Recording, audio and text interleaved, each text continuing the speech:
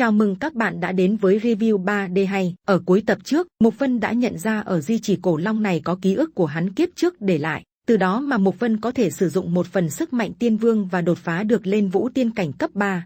Thời cơ đã đến, Huyền Không Sơn không còn là đối thủ khó đối phó. Lúc này Mục Vân trực tiếp thi triển một đạo thẳng hướng mặt đất. Cú đánh đó một tiếng nổ vang lên, trên mặt đất xuất hiện một khe núi có phạm vi 1 km. Uy lực của cú đấm này so với lúc trước phải mạnh gấp không 10 lần.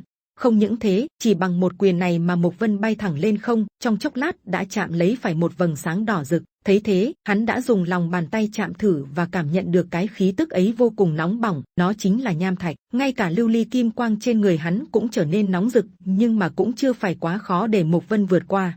Ngay lập tức, thân thể hắn phát ra 3 ngọn lửa là Tử Liên yêu hỏa, Vạn kiếp quỷ hỏa, Phệ hồn tâm hỏa 3 hợp nhất trực tiếp tạo thành một tấm màn bao quanh và xuyên qua cái nham thạch kia dễ dàng. Sau đó, Mục Vân tiếp tục tiến lên phía trước và hắn mới nhận ra rằng cái dung nham này cao hàng ngàn mét, càng lên cao nhiệt độ càng tăng. Khi đi qua được mấy ngàn mét đó thì hắn mới cảm thấy không khí dễ thở hơn. Cho đến hiện tại hắn mới nhận ra cái di chỉ cổ long thực sự là ở phía trên này. Sau đó khi lên bờ, Mục Vân mới biết vòng lửa đỏ nhìn từ bên dưới không phải là bầu trời mà là mặt đất, và thứ mà dòng sông nham thạch bao quanh chính là toàn bộ tàn tích của di chỉ cổ long. Chỉ là đang lúc Mục Vân trầm tư, một tiếng quát ở đâu đột nhiên vang lên, bắt lấy nó, đừng để nhỏ đó trốn thoát.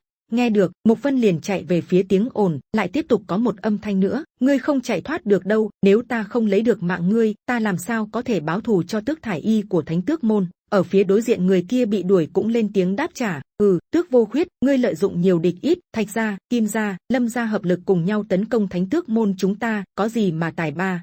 Bên cạnh có 3-4 bóng người đứng đấy, trong đó đứng đầu là một người đàn ông mặc áo gấm tím, trên người đeo một bảo vật sáng chói, cười lớn nói, đừng khiêu khích bằng những lời đấy, Thiên Kiếm núi trước đây ngoại trừ Mục Vân thì còn ai có thể. Tước Vô Khuyết thấy thế cũng lên tiếng, Tước Thải Y là ta Thánh Tước môn đệ tử thiên tài, bị người Thiên Kiếm núi sát hại, nó gây ra sự sụp đổ Thánh Tước môn, nếu không báo thù, 100 năm sau, Thiên Kiếm Sơn của ngươi chẳng phải sẽ ngự trị trên đầu Thánh Tước môn của ta sao?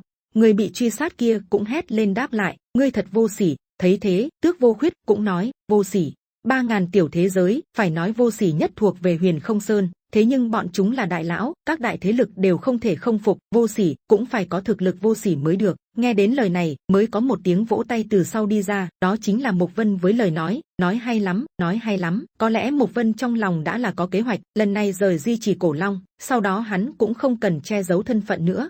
Nhìn thấy Mục Vân xuất hiện, Tước Vô Khuyết trên mặt lộ ra vẻ kinh ngạc, ngươi chính là Mục Vân sao? Mục Vân thấy vậy cũng đáp lại rằng, không sai, là ta đã sát hại Tước Thải Y, không phải ngươi vừa nói lấy mạng đệ tử Thiên Kiếm Sơn ta sao? Bây giờ ta đứng đây, ra tay đi.